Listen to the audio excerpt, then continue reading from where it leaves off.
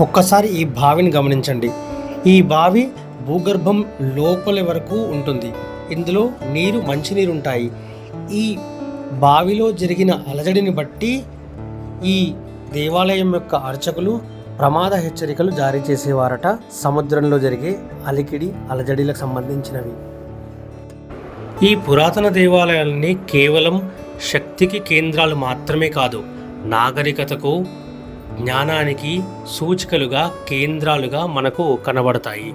ఎందుకంటే సనాతన ధర్మం ఎంతో గొప్పది అనే విషయం ఇలాంటి దేవాలయాలను చూస్తే మనకు ప్రస్ఫుటంగా అర్థమవుతుంది.